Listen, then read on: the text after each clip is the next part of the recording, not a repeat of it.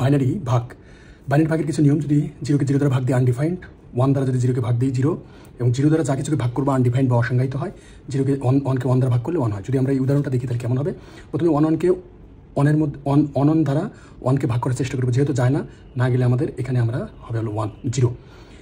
এগিয়ে আমরা আরেকটা ডিজিট নিলাম, তাহলে 1 দ্বারা 1 0কে ভাগ করার চেষ্টা করবো, কিন্তু 1 দ্বারা 1 0কে ভাগ যায় না, এগিয়ে আরেকটা 0। এখন আরেকটা ডিজিট নেব, এখন হবে 1 0 0। এখন 1 দ্বারা 1 0 0কে ভাগ যায়, কয়বার যায়? একবার যায়।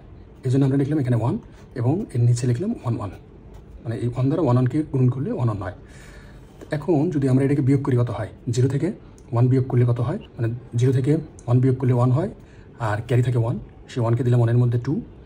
এখন বাইনারি বেসকে যদি আমরা 2 ধার নিই, তাহলে 2 আর 2 হয়ে যায় 0, ক্যারি থাকে 1 1 1 0 হয়ে যায়।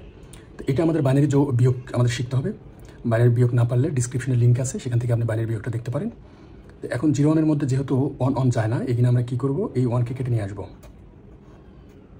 এখন এই 1 1 এর মধ্যে 1 1 কয়বার যায়? একবার যায়। এই 1 1 দ্বারা 1 1কে গুণ করলে হয় 1 1। এখন যদি এটাকে বিয়োগ করি সেটা হয় 0 0। যেহেতু 0 0 এর মধ্যে, আচ্ছা 0 0, এখন আরেকটা 0 0 এর মধ্যে যায় না, এখানে আমরা এখানে আরেকটা ডিজিট কেটে নিয়ে আসবো, এটাও 0, এটাও যাচ্ছে না। যখন যাচ্ছে না তখন আমরা কী করব? একটা 0 দেব, মানে ভাগফলে একটা 0 দেব। আচ্ছা, এখন যেহেতু যাচ্ছে না তখন আমাদের কী করব? একটা 0, কোণ এটা বিয়োগ করলে 0 হয়। এখানে আমরা কী হচ্ছে? যাচ্ছে না, তখন আমরা আরেকটা এখানে আমাদের ডিজিট আছে, ডিজিটটা কেটে নিয়ে আসবো, এখানে হবে 1। এখন দেখো 1 1 দ্বারা 0 1কে যায় না, যখন যায় না তখন কী করব? এখন ভাগফলে আরেকটা 0 দেব। 0 দিয়ে কী করব? আমরা এই 0 দ্বারা এই 0 দ্বারা 1 1কে ভাগ করব, গুণন করবো, গুণন করলে এখানে হয় 0 0। এখন এটাকে যদি আমরা বিয়োগ করি হয় 1।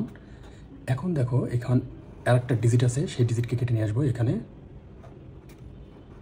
কেটে নিয়ে আসলাম, আমাদের হলো 1 1। এখন 1 1 দ্বারা 1 1 এর মধ্যে কয়বার যায়? একবার যায়। এই একবার, এই 1 দ্বারা এই 1 1কে গুণন করলে এখানে 1 1 হয়।